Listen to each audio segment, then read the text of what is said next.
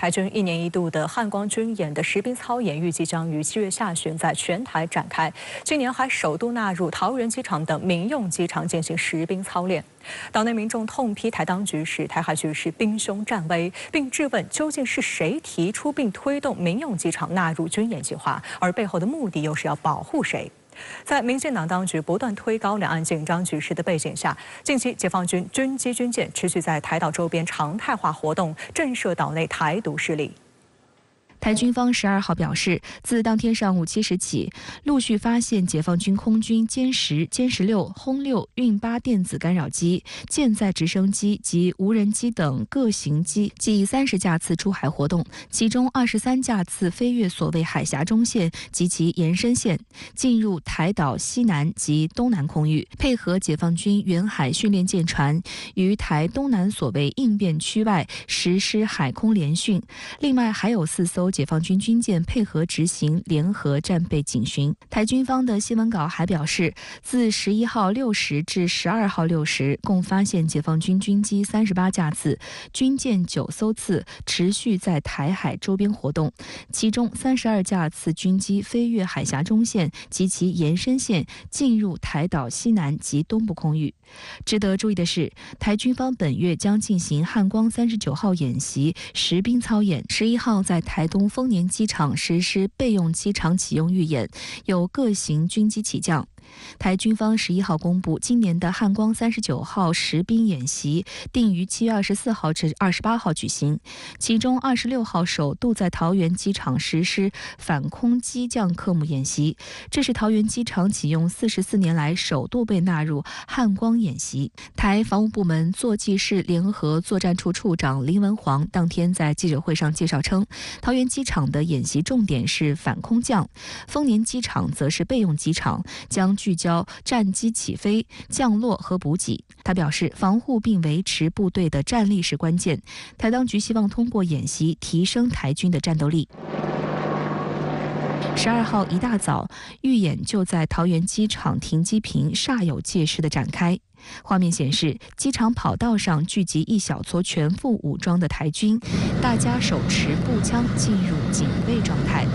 到达指定地点后，立即蹲下。预演过程还包括模拟建筑物起火、消防车立即洒水灭火等环节。而在一旁的桃园炼油厂也同步进行基础防护，防止夺取油库的预演。只见厂区内弥散着紫色烟雾，模拟被解放军突袭。 据台媒报道，演习由台装甲旅特遣部队担任防卫军，台海军陆战队则担任攻击军，与守军实施模拟对抗。尽管画面所见仅有少量台军荷枪实弹一路小跑，但部分台媒却用“场面超震撼”为题进行报道。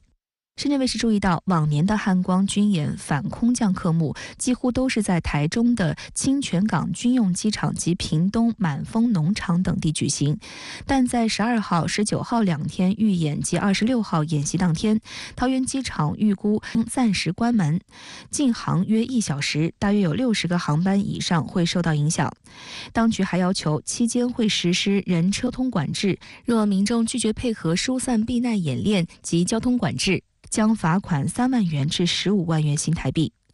军演纳入民用机场的消息引发岛内民众强烈不满，他们炮轰民进党暑假机场本就忙，还搞演习，真是扰民。若真的开战，桃园机场应该也没有占领的必要性。 岛内名嘴直言，桃园机场被征用为军演重地，再次凸显民进党当局试图把全体台湾民众绑上以武谋独战车上的恶劣企图，口口声声拿所谓威胁说事，实际上是转嫁压力，妄想通过贩卖战争恐惧来收割政治利益。他们这种做法实际渲染的一个东西就是战争危机和战争恐怖。台湾当局他的用心是非常险恶的，那么这种渲染主要是把 两岸的这种危机，甚至有可能发生战争，把这个责任转嫁到大陆以后，通过这种转嫁服务他的政治目的。而究竟是谁提出并推动着桃园机场的军演计划呢？岛内舆论认为答案只有一个，那就是美国。我们可以看到啊，因为台湾这几年的不管军事演习或措施或者经过或怎么样，完全是美国的要求，因为你整个策略是错误的，因为你采取抗中，抗中可以帮民进党维持他的基本盘的选票，所以我们是陪民进党一起投入战争的道。分析指，美国一方面把武器弹药大批量源源不断地卖给台湾，企图将台湾打造成地雷岛、弹药库；另一方面也在开始做弃台落跑的准备。有美媒就报道称，由于担心台海局势升级，美国正在拟定美在台民众撤侨计划。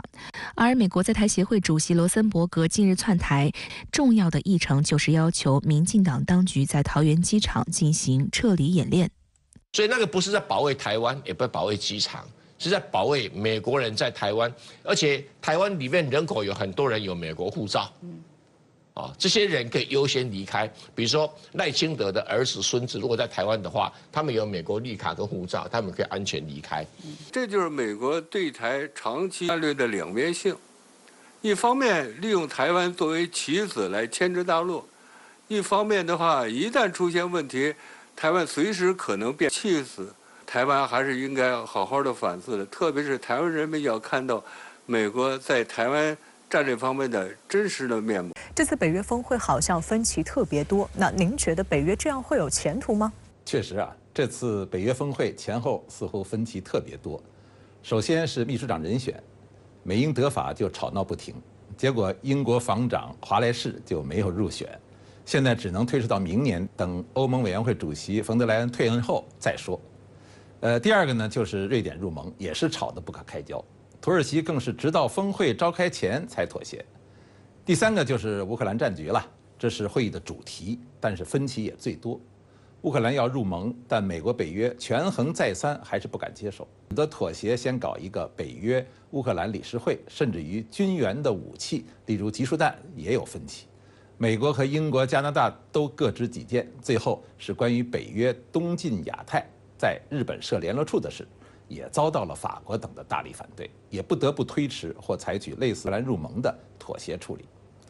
其实这种分歧百出的现象，反映了北约这台战争机器已经老旧过时。1949年北约先华约成立，6年之后华约才正式成立。可是华约1991年解散后呢，本应随之终止的北约却依然故我，又熬到今天，而且越发的扩张霸道，还主动发动了几次对外的战争。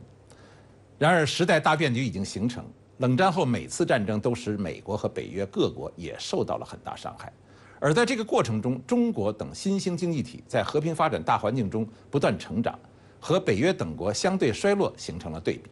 现在人类又遇到了100年大变局，国际一体化的利益大大超过了各国之间的分歧，和平发展、合作共赢的潮流已经不可阻挡。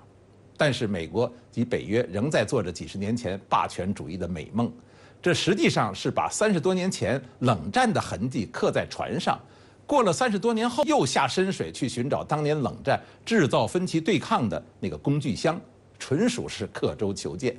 其实北约内部也已经不同往日，美国虽然大，但力量已不比以前。欧洲也有新欧洲、老欧洲之别，英国又已经脱欧了，土耳其又完全另有独立特色等。尽管去年俄乌开战之后，让北约似乎又重振旗鼓、回光返照，但是倒退不会有出路。凡是开历史倒车的人，无论他曾经多么强大，最终也会失败，都不会有未来。